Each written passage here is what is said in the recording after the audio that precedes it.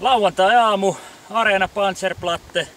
Tultiin päivystämään tällaista betonitiellä pudottavaa oikeeta, missä on tollanen pieni silmää hämäävä aukko takana. Ja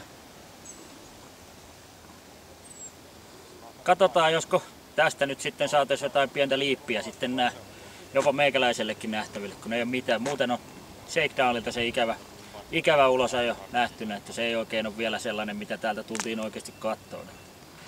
Jatketaan.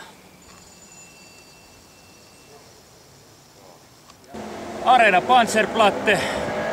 Ja nyt en osaa sanoa yhtään, mikä auto sieltä tulee.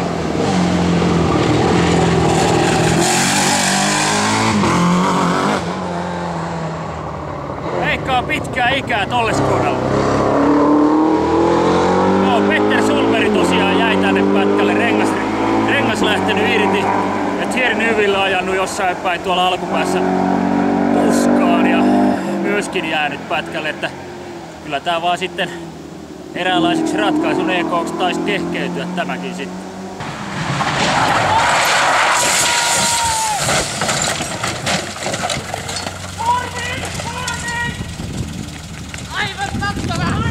No niin, edelleen täällä Panzerplattella ollaan ja nyt tuli se niin sanottu legendaarinen viimeisen auton pelastus.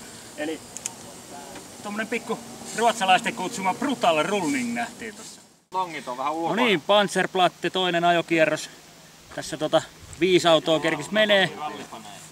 Sen jälkeen tulee tuolta alkupäästä tietoa, että oot tänään osunut Hinkelsteiniin, takapyörä irti, taikka joku pyörä irti, en tiedä mikä pyörä, mutta jäi sinne ja Van Merkstein ilmeisesti nurin samassa paikassa ja nyt siellä on tie poikki ja pätkä on kesken tällä hetkellä, että toivottavasti nyt ei käy sitä EK3 siirtymäksi menoa myöskin täällä, että mä oon sitten nähnyt näitä VRC-autoja ihan yllin kyllin tällä reissulla, jos tässä nyt sattuu näin käymään.